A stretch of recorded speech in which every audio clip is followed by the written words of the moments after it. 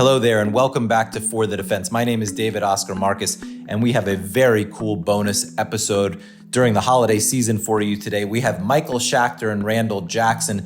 They were the trial partners during the Tom Barrack case. Barrack was a close ally of Donald Trump, and he was accused of being a foreign agent. One of the new hot charges that the Department of Justice is bringing. Lots of these cases are popping up, and Schachter and Jackson got an acquittal.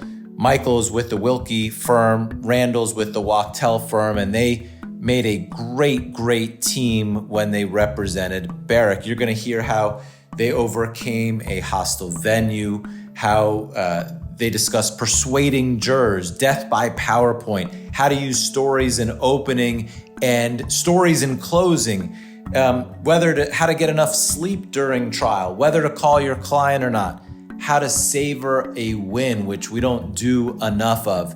All of these really interesting, fun topics. I hope you enjoyed as much as I did, and I hope you all have a wonderful holiday season. Thanks for listening.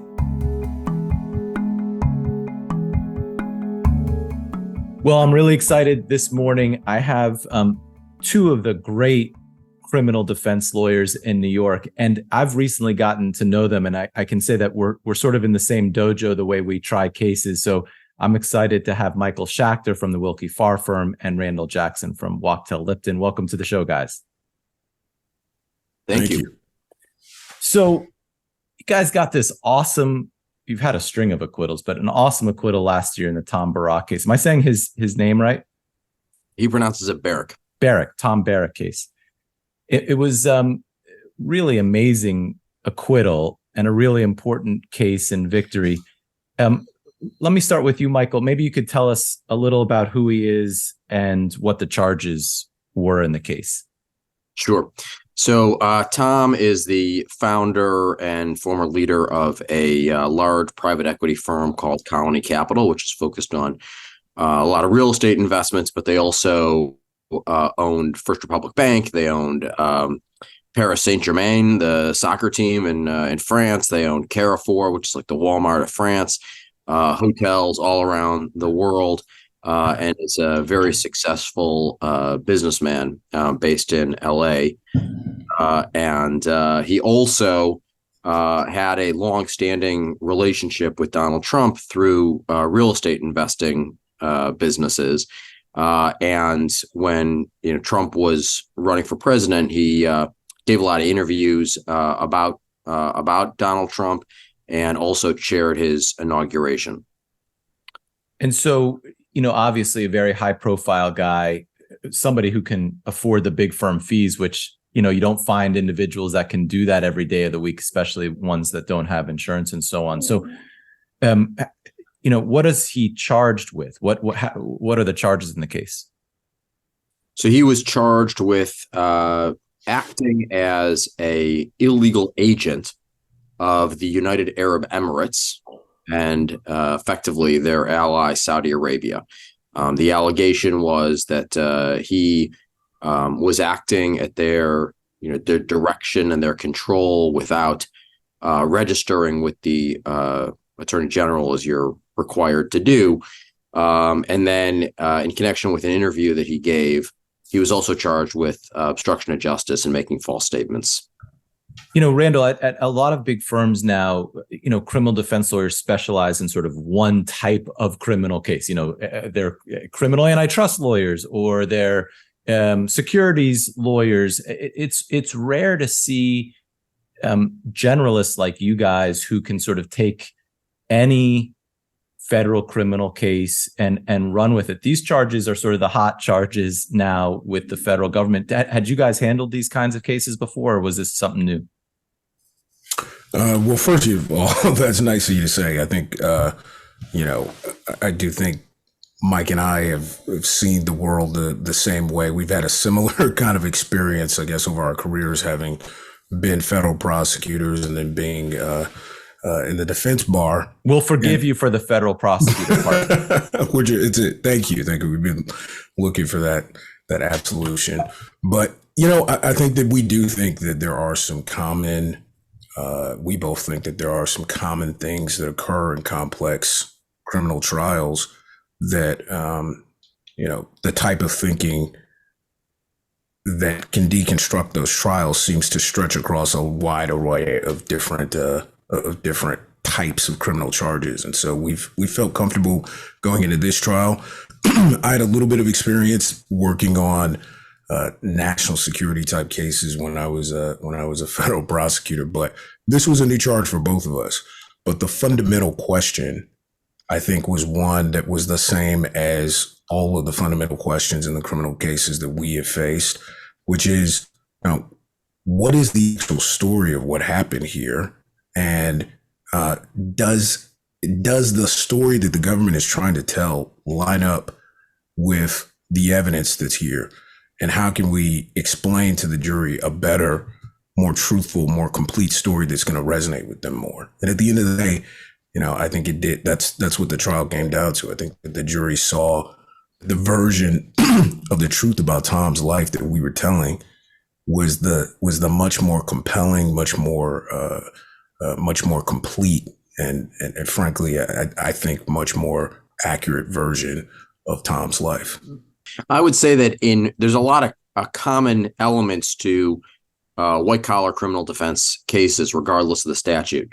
One of the things that you are almost always up against is, you have people that may have, wealth or influence that is outside of a lot of jurors' normal experiences, and they may come into a case with preconceived notions about people like that. And so there's commonality to needing to diffuse that. And then also, I think in white collar cases based on charging crimes in the business environment, a lot of times the prosecution has a surface argument, surface pieces of evidence that if you just skate the surface, they look pretty compelling for the government. But the defenses are much more in the weeds, and how you drag the jury down with you into the weeds to understand that what may on the surface not look great is really, they can give it a really incomplete, a false impression. And if you're really focused, then you can see that this person didn't do anything wrong. I think that's common in a lot of white collar cases. Those are interesting points. And you always hear government openings talk about lies or greed. It's common themes that come out right from the beginning. And you heard that in this case with the government starting out with lies. And we're going to talk about in a second how you guys started out with the opening. But before we get there, I'm interested, these cases, these white collar cases now have so much discovery. I mean, it used to be in the old days that we would complain we're not getting enough stuff, right? We'd always have to be fighting and scrapping to get discovery. Now it's the opposite problem. They give you so many terabytes of information. It's hard to figure out what's important and what's not. The nice thing about being at a big firm, of course, is that you have resources to go through it. But I always find, it's hard to rely too much on folks, because then you don't have your arms around the case. So how do you all go through the discovery and make sure you have a good handle on it when there's so much stuff? Randall, we'll start with you. Well, I mean, I think you're right that it's helpful being able to have the support of some very smart, very trusted associates and some of our more junior partners who've helped on the case. Casey Donnelly is an amazing attorney who worked on the Barrack case and on some other cases with us, who's been fantastic and key. But yeah, I think that the way that the key to that is that we have started from the standpoint of making sure that the younger people on the team have a complete understanding of what we're trying to accomplish here, what the core theory of the case is, and that they're not just sort of blindly marching through a bunch of documents, and then figuring out an appropriate division of labor where everyone is taking ownership of parts of the case that are key, And then as a group having discussions to make sure that everyone is on the same page and that we're not getting siloed in terms of the information when you're digging through those terabytes, and maintaining the communication and making sure that we're all in sync. Right. Mike, do you have to? Sorry about that, dude. No. It's important because it is hard to figure out now how to get the right stuff out of all that information. You mentioned Casey, by the way. I got to meet Casey in the Gillum trial, who's the best, and she was, you can tell, just a real criminal defense lawyer as well. I will say, a lot of times you meet criminal defense lawyers at big firms who are criminal defense lawyers in name only. They are cooperation lawyers, how to get a deal. You guys are not that, thank goodness. But that's a lot of times what you see at a lot of the big firms. And it was such a pleasure to meet Casey at the Gillum case, because she was, a real criminal defense lawyer. Without a doubt. I mean, Casey is, one of the most talented lawyers, I've ever worked with. And, I think in the Barrack case, we were really blessed with, from the top to the bottom, our associates who, I won't even try to name all of them. The team has been amazing. But Stephen Ballou, one of the associates, was just completely dialed into all of the crazy details of the case.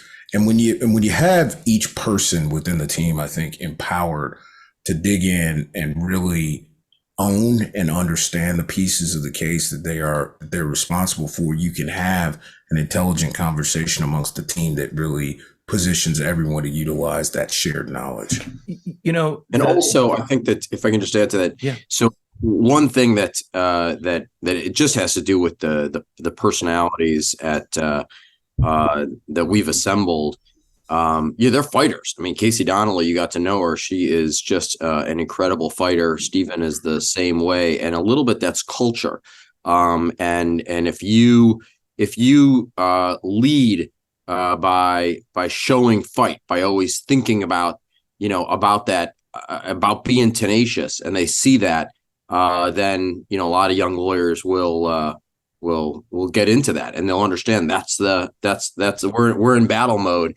And you can really set that tone. It is interesting, right? Because the old practice of criminal defense, it was a bunch of like lone rangers, right? Like, the old time criminal defense lawyers, even in New York, like Jerry Shargell, folks that we've had on the podcast they were solo shops or they had a couple lawyers to support them. It's different. It's really, Jerry Lefcourt I had on the podcast who was awesome. But the sort of practice is changing now, and a lot of these cases are not the lone rangers, but folks like you who have a big team. I'm interested in, you guys tried this case together. It's a long trial. How do you figure out how to split it up? I know, Michael, you did opening, and Randall, you did closing, but again, in the old school method, one lawyer would do the whole thing with a couple of help from associates, but you guys split it up. How do you do that? By the way, Margot, my partner, and I like to split up the trial too. In the Gillum case, she'd opened and I closed. How do you figure out how to split up a trial, Michael? Well, if it's a long and complex trial, I think it's very hard not to approach it as a team. I think it's very hard to really tackle each witness, each issue, on your own. And also, I think it's very helpful to have somebody who thinks about trials the same way you do. And it can be a real true partnership. And you just know, I don't need to know everything that person is going to be doing with respect to that particular witness. I just know them, and I know they got it, and that's great. And I can focus on the things that I need to focus on.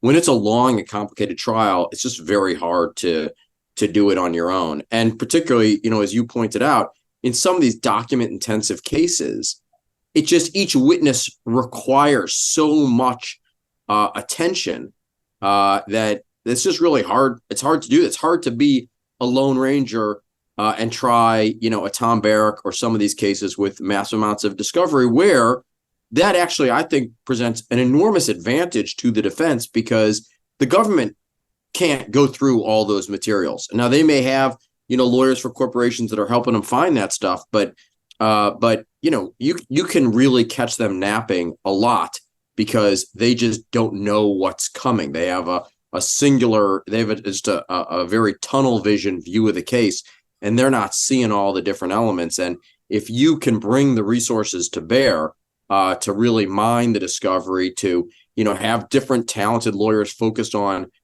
different witnesses, I think that can pose a real advantage. You all had a bunch of challenges in terms of where you were and who your client was. I mean, people are talking about Trump being tried in New York now and the challenges he would face with a jury in New York. And he's raised that, of course, you had a person very connected to Trump. The trial was going to be in New York. He's of Middle East descent. There's issues with trying to find a jury who can be fair with all these different challenges. Do you do focus groups? Are you believers in focus groups and jury consultants? Did you have that here? Can you talk about that? Randall, I'll start with you. We do a lot of thinking about what are the messages that we want to communicate to the jury, and what kind of jurors that we want. And we do work with, some outside consultants. We do some focus groups sometimes. We do, we take advantage of the full range of opportunities to really test our ideas and think hard about what actually makes sense. And look, a lot of the value of that is sometimes you're hearing what you are saying, what your trial partners are saying, and you're getting a chance to digest it in a forum that's a little bit different from the echo chamber that you may be in when you're sitting in your offices.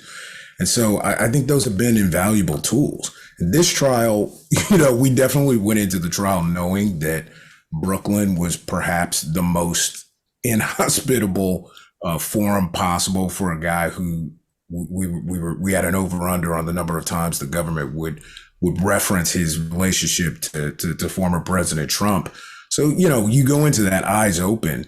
But I do think that, at the end of the day, both Mike and I believe when you fundamentally approach cases and jurors from the perspective of trying to show them the better truth, the more complete, more accurate truth, you usually get with whatever type of jury you're dealing with to a better place. So one of the reasons I've loved Mike's opening statements in all of these trials, they've been, they've been repeatedly a pattern of you hear the government's sort of opening statement, and then Mike's real talent beyond being, he has sort of a natural, Midwestern charm, even after too many years in New York.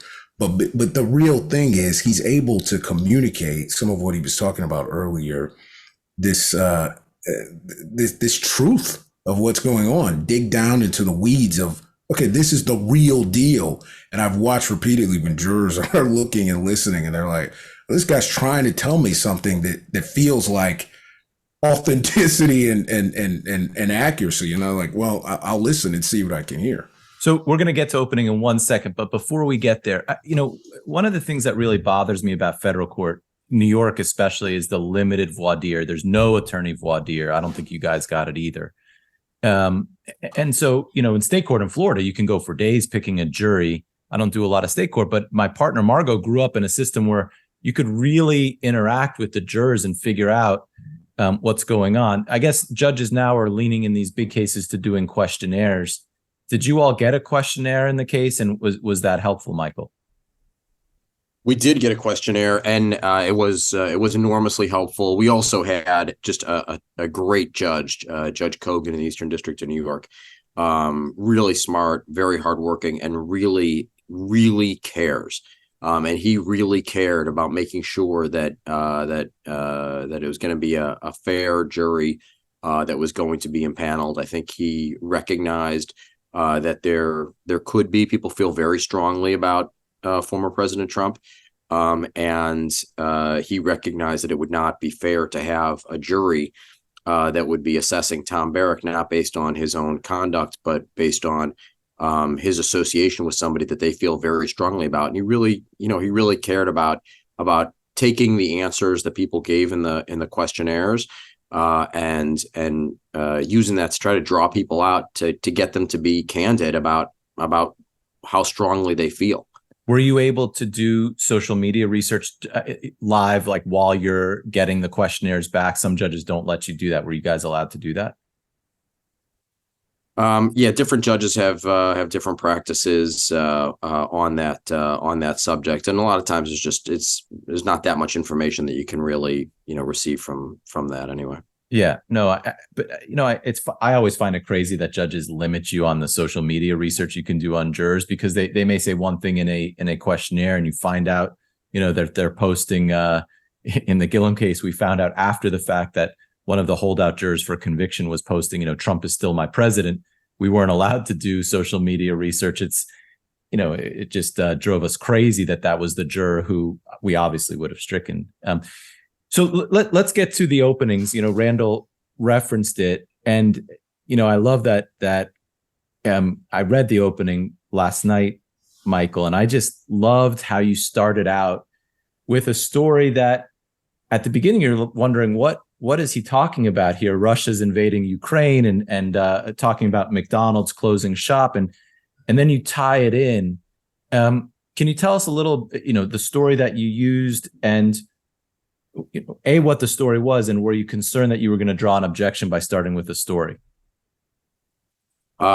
So I was not particularly concerned about that. It's kind of hard just in your first few words for the government to stand up and object as the opening is just beginning. And also, I think that storytelling is a big part of connecting. It's a big part of helping people understand what may be a complex set of facts. So we chose the story that we worked with, excuse me, based on what Randall's theory of inception.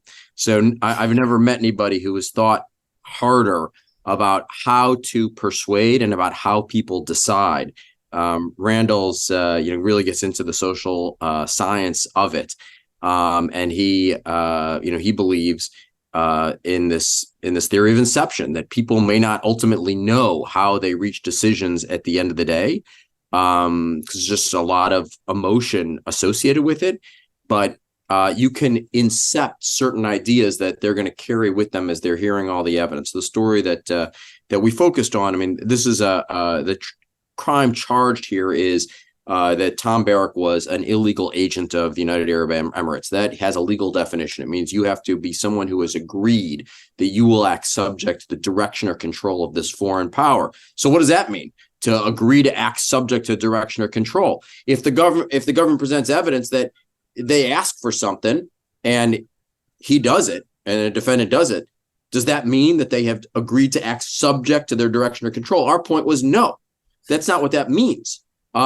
Just because you may make a unilateral, independent decision to do something, and it may be consistent with the request. So what was the story? Story was Volodymyr Zelensky addressed Congress and said, all American businesses must stop doing business with Russia right now. And shortly after that speech, McDonald's pulled out of Russia. They shuttered 800 restaurants that they had in Russia. Now, that was the right thing to do by McDonald's. But does it make them an agent of Ukraine? No, it doesn't, because even though they happened to be doing what Ukraine asked, they had not agreed to act subject to their direction or control. They were making unilateral, independent decisions about what was right. And that was really the theme of our defense, is that Tom Barrack was nobody's agent. This man is an unbelievably successful, strong-willed, accomplished individual. He doesn't make decisions because anybody from the UAE or Saudi Arabia asks him to do things. He does things because he thinks it's the right thing to do. He thinks it's the right thing to do for his business, for his principles. And that was really the theme of our defense, is that he's his own man.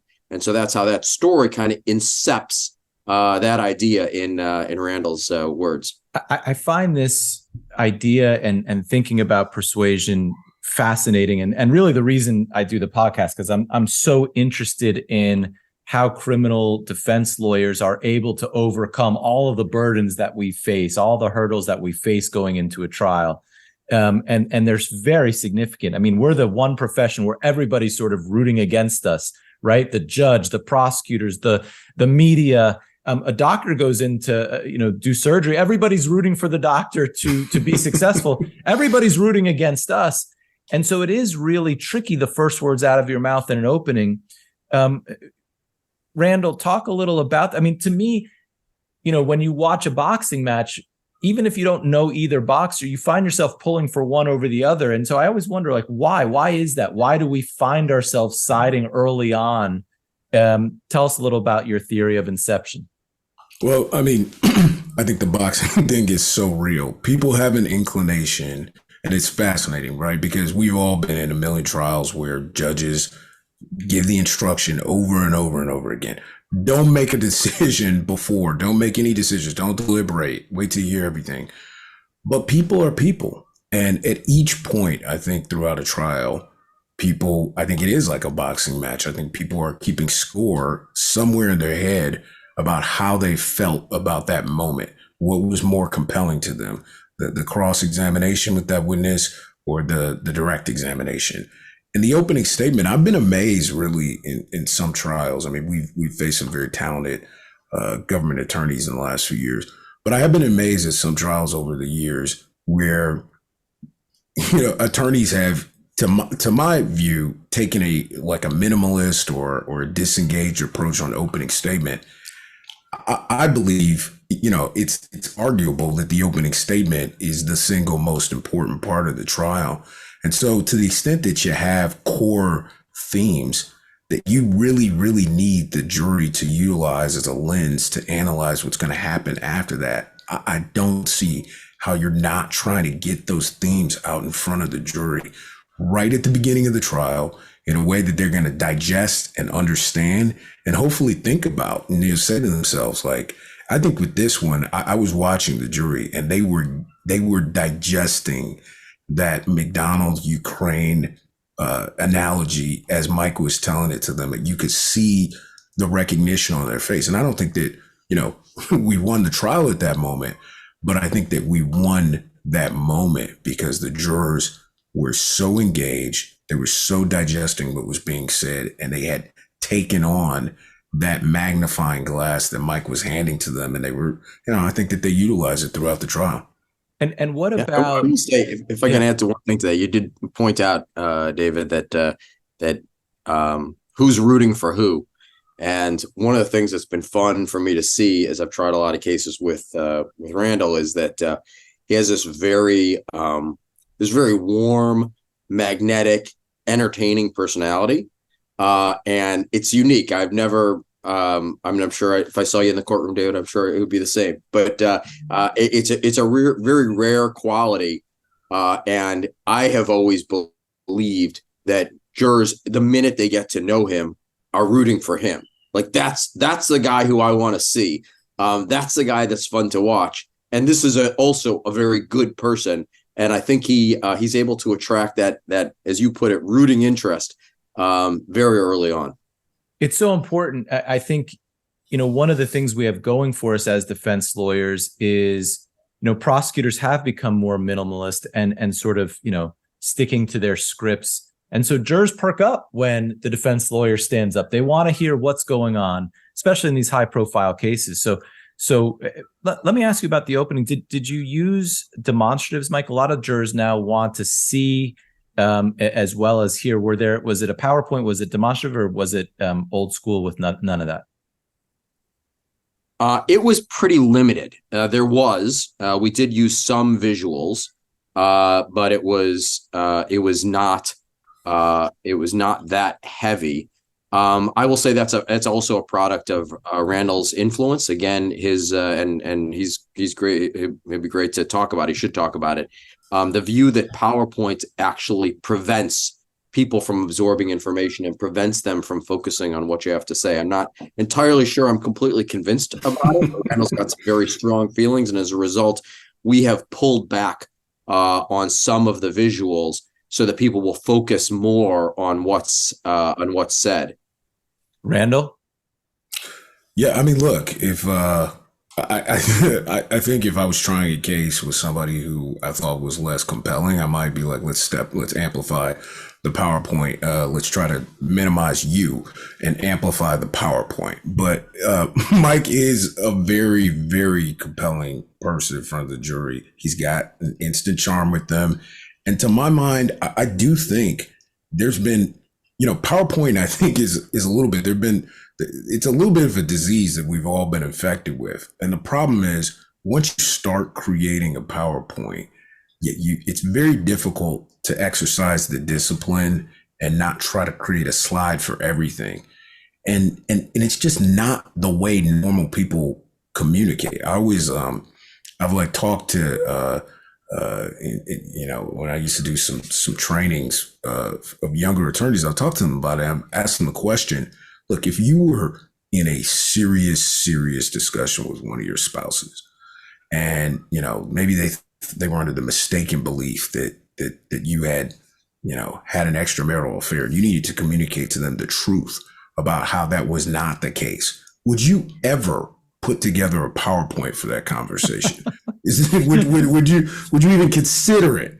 And the answer, I think, is no, because you would be terrified at the instant lack of, authentic connection that is created the moment that you're not having that conversation. Now, look, you might in that conversation want to show them a few things like, look, here, I want to show you my phone. Here, I want to show you these text messages, this, that, and the other. And I think to the extent that you have a PowerPoint that's limited enough that it feels like that, just accents of an authentic conversation, it works. And I think it was killer the way Mike did it in this opening statement. It was just limited enough that the jury probably, I bet if you asked them today, they wouldn't even remember the PowerPoint. I think they would only remember him talking. And that I think is the ideal. In the Gillum trial that we just did, the government had like a 250 slide PowerPoint for closing, which we were thrilled about. Because you could just see the jurors after like slide 5, and you could see on the right hand side that they were, how many more were coming, and you could see they just turned off. And it's just wild that they thought that would be an effective way to present the case. One of the things I'm really interested in with other lawyers is sort of the routine of trial and how people stay, in these long trials. What they do, even though this was sort of in town for you, are you guys staying at home and traveling to court every morning? Were you in a hotel? What's the routine? Michael, we'll start with you. Sure. So even though Brooklyn's not that far from the Upper West Side where I live, we stayed at a hotel. I think that commute, which would have been about 45 minutes in the morning, and it can be a little bit unpredictable, is too much to bear. At that hour and a half, you can't give that up to the commute. And so I stayed at a hotel which is just a couple blocks away from the hotel. Randall, however, being a authentic Brooklyn native, did stay at home. But we worked out of a war room at the hotel, and so we were there until late. Every night together. And are you guys, the kinds of lawyers who are, getting 3 or 4 hours? I need my sleep. So I still, even when I'm in trial, I need to get 6 hours of sleep or I'm a mess the next day. But I don't know how some of these people do it. They stay up all night. What about you, Randall? Are you up all night guy? No. In my normal, dysfunctional lawyer life, I might pull 3 or 4 hours of sleep. But I'm a very, very firm believer that when you're preparing for trial, when you're in those critical weeks and months, when you're leading up to the trial and during the trial, you've got to get the full night of sleep, whatever you got to do. So we're in the trial room late by our standards, 10 o'clock, 11 o'clock, midnight. But usually by, whatever calculated hour, usually by about 11 o'clock, 11:30, getting out of there, making sure we get the full night of sleep, because you just can't be on the next day and listening and tuned in the way that you need to be when you are fatigued, and it just accumulates over the course of the trial. Yeah, it does. It's hard. I actually find I'm better on the out of town trials when I can be in a hotel, because when I go home, you're dealing with the kids, you're trying to catch up on your work emails. When I'm out of town, sort of everybody leaves me alone. And so I can get a little more sleep, actually. I don't have to do the commute back to the house and things like this. So I kind of enjoy the out of town trials more than the in town trials. Anyway, let me ask you this: in reading about the case, I saw there were a lot of high profile witnesses like Steve Mnuchin. Were those high profile witnesses government witnesses, Michael, or did you all call them?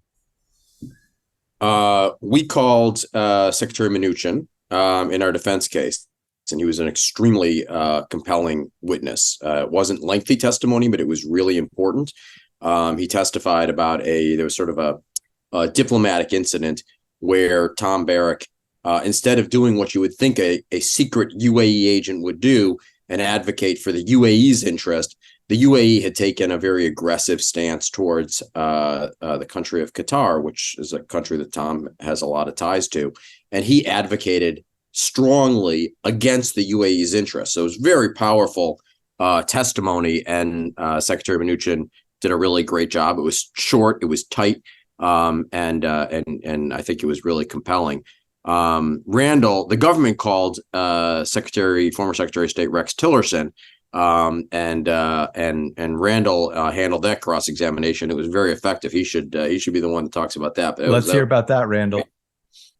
No, I mean, Secretary Tillerson, who is a gentleman, came to testify. Obviously, we had never met him before. We had never spoken with him, but I think we took this perspective as we were sort of strategizing around how we were going to deal with Secretary Tillerson, that we were going to make him a witness for us. And this is really one of the things that I think Mike, in terms of trial strategy, is so good at thinking about across the trials that we have done. Just this idea of, let's step back from this reflexive idea that a lot of defense attorneys engage in terms of how we can discredit this guy, and instead think about what is it that this witness can do for us. And so Tillerson we stepped back, and the direct was almost irrelevant to us. But on cross, we focused on the fact that here they were putting on the witness stand a guy who had been in charge of Exxon, one of the most international companies in the world, who had engaged in any number of dealings with foreign leaders as a requirement of his job over the course of the years. So I think because the government anticipated, and I'm only speculating, the government did a very good job at this trial. They were a very effective team of AUSAs.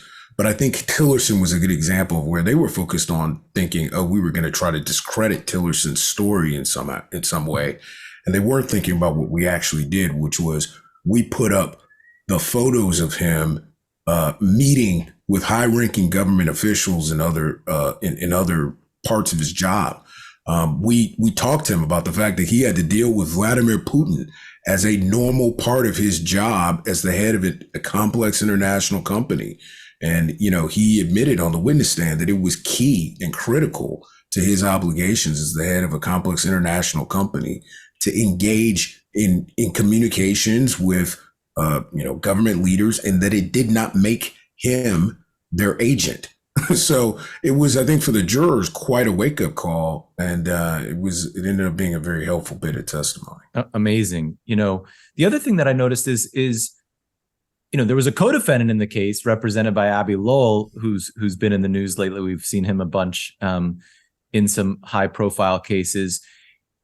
I always find with co-defendants, it's interesting, right? Trying to find the right balance of really working with the other side, making sure you're on the same page.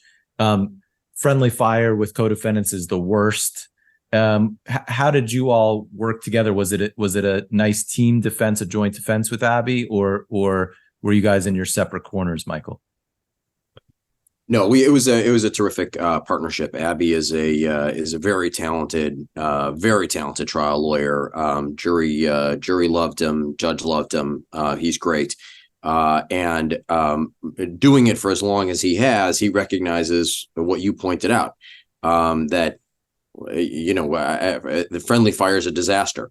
and we're better off making sure that we understand what we're doing. Now, there's certain points that he's going to want to make that are that we may wish he didn't. But, as long as we know what's coming, as long as defense lawyers are communicating and knowing what's coming and maybe hearing each other out on different ways to accomplish the same objectives, that's the best way to protect their clients. He was terrific, really terrific to deal with and fun to watch. We had him on the podcast talking about the John Edwards trial, which was another wonderful victory, and he's got his work cut out for him coming up. One of the other really fascinating decisions and issues that come up in every criminal case is, do you call your client to testify? So here you end up calling your client. Was that a decision you had made before the case starts? Do you make it at the close of the government's case? Was it a game time decision? Randall, we'll start with you on calling the client to testify. So I don't think that we had made a final determination about whether or not Tom would be called until right before, because there were a lot of dynamics to that. But I will say this, and this is another thing I really got to give Mike credit for. He is better than any attorney I've ever worked with at thinking about how you start to prepare for the possibility of a very extensive defense case, particularly one that has an extensive, detailed testimony from the defendant well in advance of trial. And I think for a lot of people, they think, well, how can I even do that? I don't know what this trial is going to look like. I haven't gotten the 3500 material. I don't know what to get in front of. But Mike is very, very skilled at anticipating all of the different directions that a trial can go in, and trying to empower a client to think about these things well in advance of the case, and to think about what it would mean to testify, so that the client, by the time you get to the point of the decision, the final decision, is empowered to make that decision and is comfortable that through the preparation they've seen and thought about every issue that could come through. And so I've seen Mike now, we've had multiple cases where we have called our client and it's been successful. And in this one, I mean, this was the best direct examination I've ever heard. Mike had a Tom, who, by the way, is one of the nicest and most charming people that I've ever met. It was really an honor to work for him in this case. But I think we all know, as defense attorneys and as attorneys in general, when you put someone on the stand, it can be the greatest person in the world. And when they're not properly prepared, both in the direct and the cross-examination, we watch them blow up all the time. And you're like, how does a jury end up thinking that this guy, who I think is great, is a villain? Well, the key to that, I think, is the preparation, the meticulous preparation, and really not being afraid of making this a complete attempt to tell the story of the client. And so in the direct, what Mike did was really walk through every aspect of Tom's life that actually mattered to our case, and making sure that the jurors knew him and got this very genuine feeling about what Tom was about and what his life was about. I think there were some moments during it where, Tom was talking about some of his personal relationships, and Mike was eliciting things in a way that was not at all contrived. It was like a very natural conversation, but I think people in the courtroom were almost moved to tears. So it was a fantastic thing. And I think our decision making from the start was based on the idea that it's a case where knowledge and intent are at issue, and our client is this huge guy who's been on CNN, et cetera. We got to be at least prepared to tell that story if we need to tell that story at the end of the case, because the jurors are going to have some real curiosity in any case where those are the issues, and you have a person like Tom Barrack who is the client. Michael, you and I talked about that. Yeah, go ahead, please. I was just going to add to that I think that a lot of times it's very important to put on the defendant when it is necessary to remove a mask a caricature that the government will, if the person doesn't take the witness stand, be successful in painting some cartoon, and that's who he is, and then the jury can too easily put them in that bucket. For Tom, it was, he's a Trump associate. That's who he is, and then people are going to come to that with all kinds of preconceived notions. But to spend any time actually hearing his very compelling personal story. I mean, he really, he made himself. This is a self-made individual, and he also is just very warm and genuine. I can't echo enough what Randall said. I mean, the man is just, he's a great man and a good man in every sense of the word. And there was no way that particularly if it's lengthy testimony, the jury isn't going to be able to size somebody like that up and say, this is a good person. Michael, you and I spoke about this recently at this conference about in white collar cases, calling the client and how important it is in a lot of these white collar cases to do so. I think for a long time, of course, the old school traditional belief was you don't call the client in a criminal defense case. It's too risky, blah, blah, blah. But you really believe it's important when you can to do it, right? I mean, that's an important part of these white collar criminal defense cases. Unless there's a compelling reason not to. And the difference is, I think that conventional wisdom comes from representing a whole bunch of people that are pretty clearly guilty. And so what you're really focusing on is whether or not the government, is going to meet its burden. But in white collar cases, there's just a lot of nuance. And there's a lot of things that the government may be able to point to or be able to be confused themselves into thinking as evidence of guilt. But if you really understand it, these people are innocent. There is a lot of zeal to prosecute white collar defendants because it's gonna improve the reputation of the prosecutors. The prosecutors are thinking a little bit of personal aggrandizement, that it's going to be a feather in their cap in a way that a lot of criminal cases it doesn't.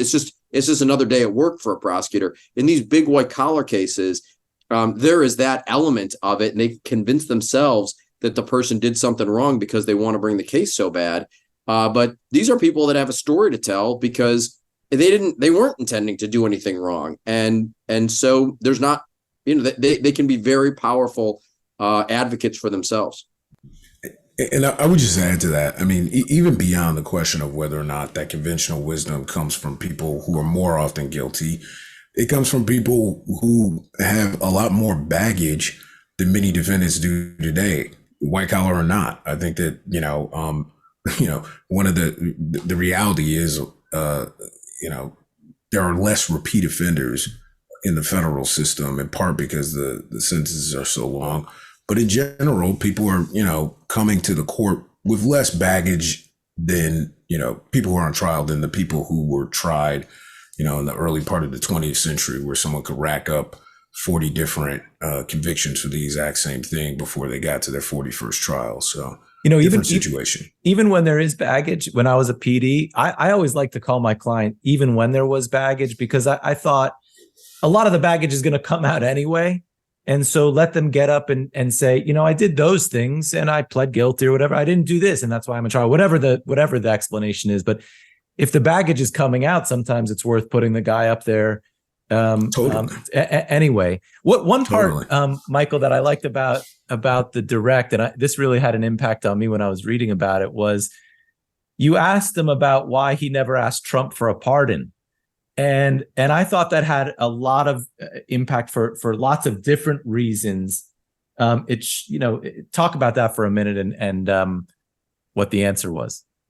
Well, it was a question that Randall posed in prep, so I can take no credit for it other than its placement at the very end. But the question that was posed is, you during the course of your association with the Trump administration, people came to you asking for pardons. Sometimes you suggested to the White House that there be people get pardoned. How come you never asked for a pardon for yourself? And he was able to say, because I didn't do anything wrong. And it's very powerful. It's short. The answer is short, but it's very powerful, and it is compelling, because if he was guilty of something, he of course could have gotten a pardon from President Trump, but he never asked because he didn't do anything wrong. And I think it was very persuasive. I love it. So great. And hard for the prosecutors to be able to combat that. Let's talk about closing, which I have to say, Randall, I ate up that closing when I was reading it. It was so great. The storytelling was wonderful. The Norman Mineta story, I loved. So why don't we start with that? Can you tell us just briefly what the Mineta story was? And because I think our listeners would love to hear that. Sure. I mean, yeah, thanks for that. That means a lot. The story, Norman Mineta was a really amazing American citizen who, as a young boy, was very unfortunately during World War II one of the people who the U.S. government placed into were basically Japanese internment camps, we took in the summation, started out the summation by talking a little bit about giving them an image of this young boy, Norman, and how he ended up in this situation, being taken away from his family. He was with his immediate family, being taken away from his community to this place that was very far away, without process, all on the basis of the theory that these citizens, these Japanese citizens who love their country, could possibly have been subject to the direction and control of the Japanese government simply because of their association, their ancestral or familial association with Japan, and how much that was in tension with the most cherished values of our country.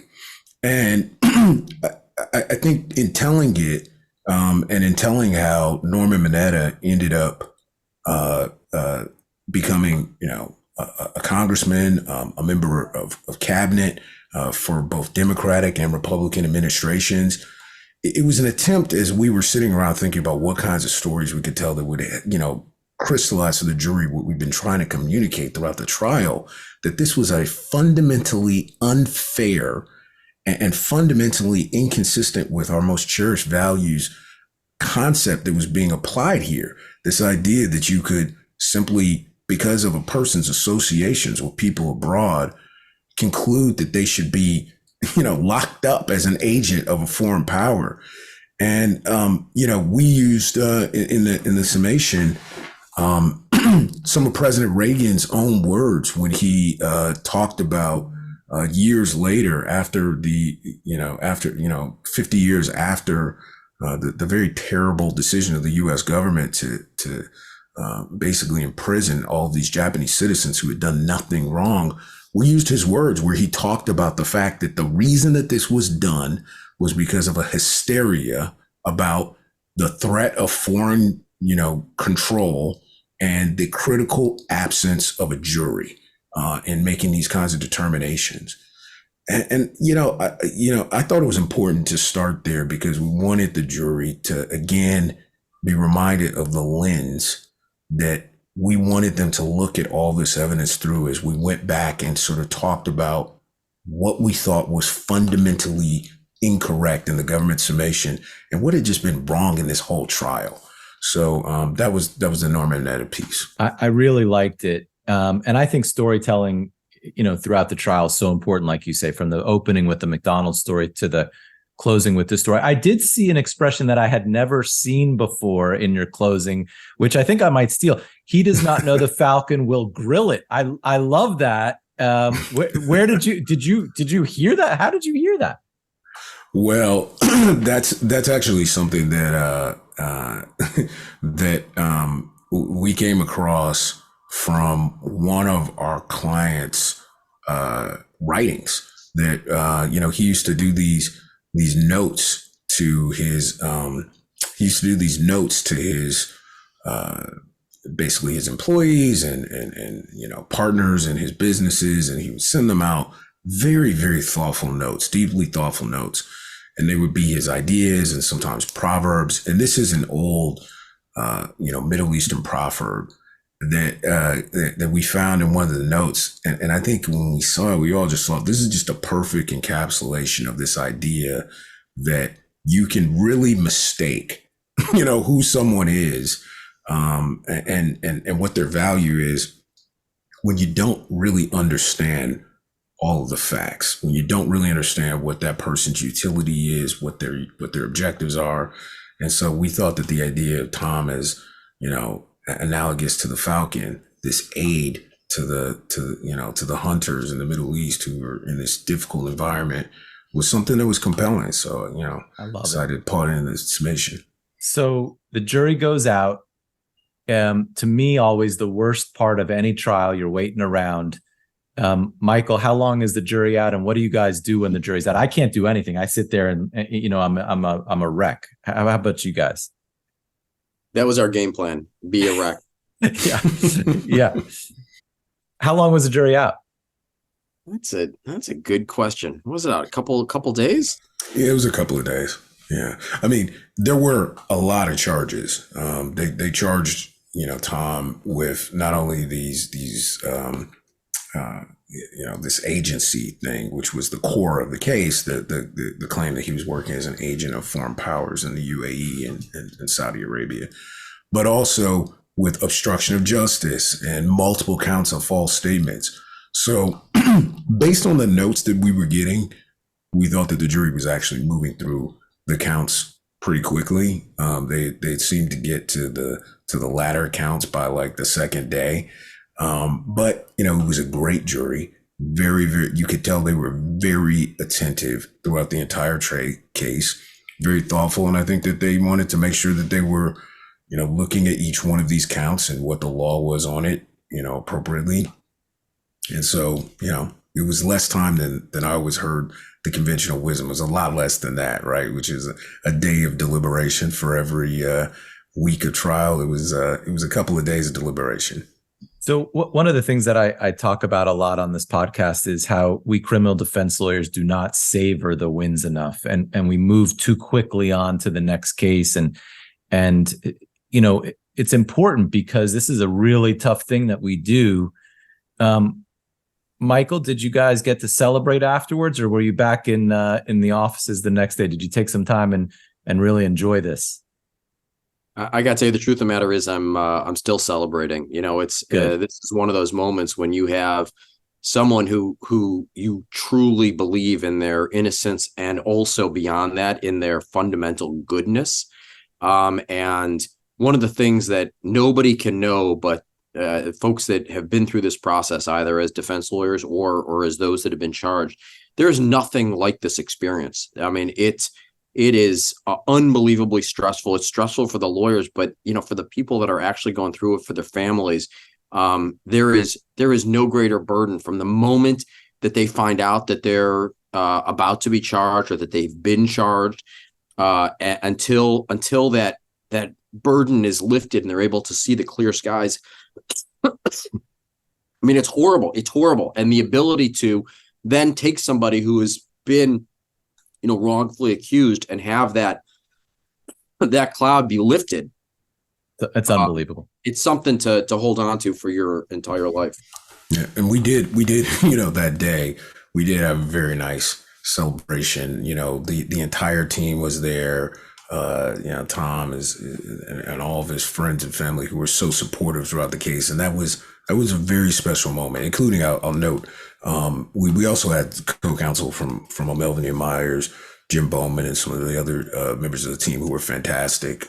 But everybody, was I think appreciating exactly what Mike was just saying. It's like this moment where you have this fundamentally good person go through hell, go through the most difficult thing that you can ever imagine, and then it's over, and it's very, very rewarding. I have to say, both of you spoke really well about this, and it's important. It is one thing that I think that young prosecutors who have never represented someone before understand. And now as a criminal defense lawyer, you see it, you almost wish that prosecutors could be criminal defense lawyers for a few years first and understand what even a charge does to somebody in their family. It's not because they're bad people. I just don't think they understand what happens to somebody when they're charged in a federal criminal case. It's a devastating thing, as Michael and you, Randall, talk about. Oh, totally. I mean, I've seen people's lives upended unimaginably by a subpoena, by a search warrant. I mean, when that indictment comes down, I do think the person who has no real appreciation for it, and some people, some people have had the good fortune of never having had someone that they personally know face a criminal charge. I certainly knew people who faced criminal charges throughout my life, and so I think had some appreciation of the gravity of it all, even when I was a prosecutor. But I think that as a prosecutor, you can become, the whole thing can become numb to people, especially if they don't, or casual, especially if they haven't had the type of experience that you're talking about, David, before. So I do think it would be a good thing if more people got insight into that. You guys have been so gracious with your time, and I love speaking to, real criminal defense lawyers like you guys about the practice. It's fascinating to me. A lot of young lawyers listen to the podcast, and so this is where I'll end. They want to know, how do you develop these trial skills? How do you become great trial lawyers? I was lucky. I had lots of great mentors. I like to go to court and watch. I still love reading these transcripts. I just really enjoyed reading the openings and closings last night.